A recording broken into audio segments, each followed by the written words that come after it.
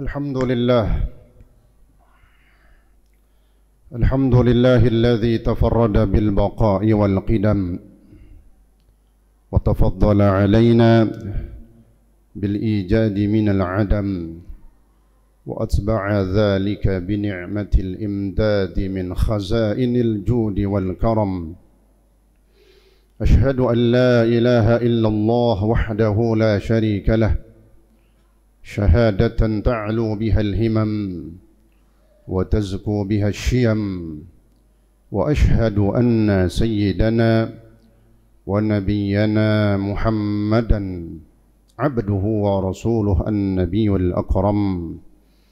اللهم صل وسلم وبارك على سيدنا محمد وعلى آله وصحبه معادن الفضل والكرم. أما بعد، فيا عباد الله اتقوا الله حق تقاته ولا تموتن إلا وأنتم مسلمون. وقال الله تعالى في كتابه الكريم: إن الذين آمنوا والذين هاجروا وجاهدوا في سبيل الله أولئك يرجون رحمة الله والله غفور رحيم. صدق الله العلي العظيم. Hadirin ma'asyiral muslimin rahimakumullah. Alhamdulillah wa syukurillah, di kesempatan yang baik dan mulia ini, di hari Jum'ah yang istimewa ini, Allah subhanahu wa ta'ala masih terus memberikan seluruh nikmat dan karunia-Nya, sehingga dengan nikmat-nikmat Allah inilah kita dapat melangkahkan kaki kita menuju tempat yang paling mulia dari bagian bumi. Afdalu biqa'il ardi masajiduha, itulah rumahnya Allah subhanahu wa ta'ala yang hari ini, saat ini kita berada di dalamnya, baitun min buyutillah, Masjid Jami' al-Wiqayah, yang insyaAllah terus akan kita isi dengan ibadah-ibadah baik yang sunnah ataupun yang diwajibkan oleh Allah subhanahu wa ta'ala. Maka harapan kita, nikmat ini, karunia ini terus Allah berikan sampai akhir kehidupan kita, sehingga insyaAllah kita meninggal dalam keadaan husnul khatimah. Amin ya rabbal alamin. Hadirin ma'asyiral muslimin rahimakumullah. Allah subhanahu wa ta'ala senantiasa berpesan dan memberikan semangat dan motivasinya untuk hamba-hambanya. Bagaimana tidak, Allah subhanahu wa ta'ala telah banyak berkata di dalam firman-Nya di dalam Al-Quran untuk memberikan petunjuk kepada kita, untuk memberikan arahan-arahan, bimbingan-bimbingan yang memberikan keselamatan dunia dan akhirat. Tinggal kitanya lah sebagai hamba Allah subhanahu wa ta'ala yang harus banyak berfikir, yang harus banyak menggunakan akal, sehingga banyak di dalam Al-Quran kalimat ini senantiasa disampaikan oleh Allah subhanahu wa ta'ala dalam akhir-akhir ayat yang berbunyi: Inna fi dhalika la ayatin liulil absar, inna fi dhalika la ayatin liulil albab, afala ta'qilun. Apa maknanya? Bahwa yang bisa merubah diri kita menjadi baik, yang bisa menjadikan kita hamba Allah subhanahu wa ta'ala yang mulia di sisi Allah, adalah dengan kita menggunakan akal dan fikiran kita. Akal inilah yang dimaksud oleh ulama dengan ilmu. Maka orang ketika dia akan beramal, ketika dia akan beribadah, dan itu pasti karena Allah subhanahu wa ta'ala menciptakan bangsa jin dan bangsa manusia tidak lain dan tidak bukan hanya untuk beribadah, mengabdi kepada Allah subhanahu wa ta'ala. Wa ma khalaqatul jinna wal insa illa liya'budun. Tidaklah aku ciptakan bangsa jin dan juga bangsa manusia melainkan hanya untuk beribadah kepadaku. Maka ketika orang itu akan beribadah, dia harus memiliki ilmu, yang ilmu ini berasal dari akal yang Allah berikan kepada dia. Sehingga di dalam Al-Quran Allah subhanahu wa ta'ala memberikan satu pernyataan yang begitu luar biasa bagi mereka orang-orang yang dipuji dan dibanggakan oleh Allah subhanahu wa ta'ala. Orang-orang yang senantiasa akan mendapatkan rahmat Allah, Orang-orang yang senantiasa akan mendapatkan kasih sayang Allah. Siapa mereka? Yang pertama, innal ladzina amanu, sungguhnya orang-orang yang beriman. Yang pertama adalah bahwa modal untuk bisa melakukan amal soleh, modal untuk bisa terbangkitnya diri kita melakukan kebaikan adalah ada iman di dalam diri kita. Ketika iman ini ada di dalam hati, percaya, yakin dan membenarkan apa yang dibawa oleh Rasulullah SAW, apa yang diperintahkan oleh Nabi, apa yang dilarang oleh Nabi, semua peraturan-peraturan ini kita taati, maka insya Allah kita akan menjadi orang-orang yang senantiasa berada di jalan Allah dan di jalannya Rasulullah SAW. Maka iman adalah modal yang pertama. Sebagai seorang Muslim, orang kafir, ketika dia akan selamat, maka dia harus mengucapkan dua kalimat syahadah. Asyhadu an la ilaha illallah, asyhadu anna Muhammadar Rasulullah. Dia bersaksi, bahkan bukan bersaksi saja. Makna asyhadu adalah dia yakin dan membenarkan bahwasanya tiada Tuhan selain Allah Subhanahu wa taala. Wa asyhadu anna Muhammadar Rasulullah, dan juga dia bersaksi mengakui bahwasanya Nabi Muhammad adalah utusan Allah Subhanahu wa taala. Maka orang ini menjadi selamat, muslimlah dia. Ketika muslim, kita pun juga orang yang alhamdulillah dilahirkan dari orang tua kita yang muslimin, sehingga secara otomatis kita adalah orang-orang Islam. Lalu bagaimana menumbuhkan iman itu? Tidak sekedar kita sebagai orang Islam, tidak hanya kita sebagai seorang muslimin, namun kita harus meningkatkan kualitas kita.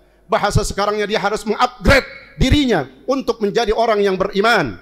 Bagaimana cara beriman? Maka dengan senantiasa dia duduk di majelis ilmu, dengan senantiasa mendengarkan daripada firman-firman Allah Subhanahu wa taala, hadis-hadis Nabi, ucapan-ucapan para ulama yang mereka bisa dengarkan di dalam majelis-majelis ilmu. Maka inilah yang menjadi modal iman itu akan bertambah di sisi Allah Subhanahu wa taala. Setelah dia sebagai seorang muslim beriman, dia mantap dia sehingga dia mau melakukan apapun yang diperintahkan oleh Allah. Kok bisa? Karena dia beriman kepada Allah. Karena ada imannya, keyakinannya kepada Allah.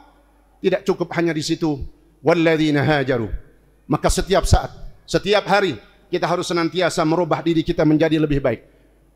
Hijrah bukan hanya ketika peristiwa hijrahnya Rasulullah. Hijrah diartikan dalam Islam bukan hanya ketika memperingati hijrahnya Nabi Muhammad SAW dengan pergantian tahun baru Hijriyah. Tidak.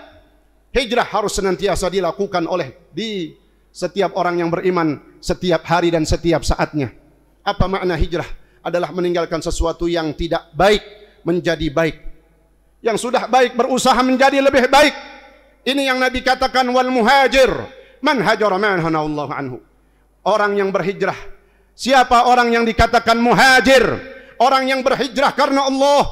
Orang yang benar-benar dikatakan hijrah. Bukan hanya lipstik, bukan hanya omongannya saja.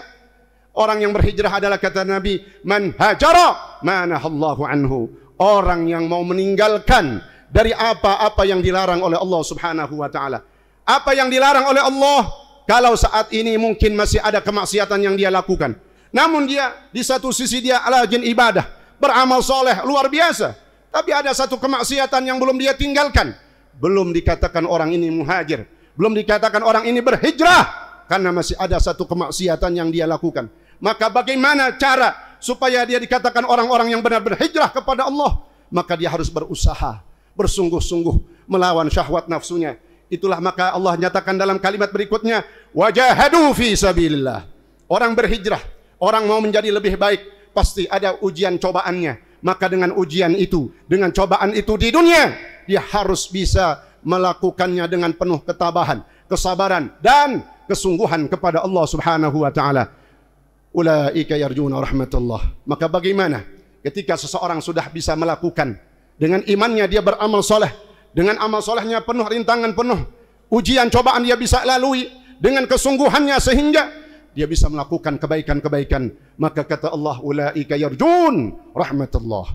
Mereka adalah orang-orang yang akan selalu mendapatkan rahmat Allah Subhanahu wa taala. Maka mudah-mudahan Allah Subhanahu wa taala terus memberikan rahmatnya, kasih sayangnya kepada kita dengan syarat kita mantapkan iman kita. Kemudian kita berusaha merubah diri kita menjadi baik. Tidak nunggu 1 tahun, setiap hari harus kita muhasabah dan introspeksi. Itulah maka pada akhirnya insya Allah Allah akan berikan dalam keluarga kita kasih sayangnya. Allah akan berikan kepada pekerjaan kita, usaha kita, rezeki kita dengan rezeki yang barokah. Pada akhirnya juga Allah akan memberikan dan menurunkan kasih sayangnya, rahmatnya ketika kita dijemput oleh malaikat maut. Ketika ruh ini akan terpisah dari jasadnya, maka Allah turunkan rahmatnya dengan diwafatkan kita insyaAllah dalam keadaan husnul khatimah. Hadirin ma'asyiral muslimin rahimakumullah, mudah-mudahan Allah Subhanahu wa taala senantiasa memberikan kepada kita semua taufik dan hidayahnya, panjang umur, sehat wal afiat. Allah jadikan anak-anak kita menjadi anak-anak yang salihin dan salihat, dan Allah wafatkan kita pada saatnya nanti dalam keadaan husnul khatimah. Amin ya rabbal alamin. A'udzu billahi minasyaitonir rajim. Bismillahirrahmanirrahim. Wal 'asri innal insana lafi khusrin illa alladhina amanu wa 'amilus salihat wa tawassaw bil haqqi wa tawassaw bis sabr. بارك الله لي ولكم في القرآن العظيم ونفعني وإياكم بما فيه من الآيات والذكر الحكيم. أقول قولي هذا وأستغفر الله العظيم لي ولكم ولسائر المسلمين فاستغفروه إنه هو الغفور الرحيم. اللهم صل على سيدنا وحبيبنا وشفيعنا ومولانا محمد.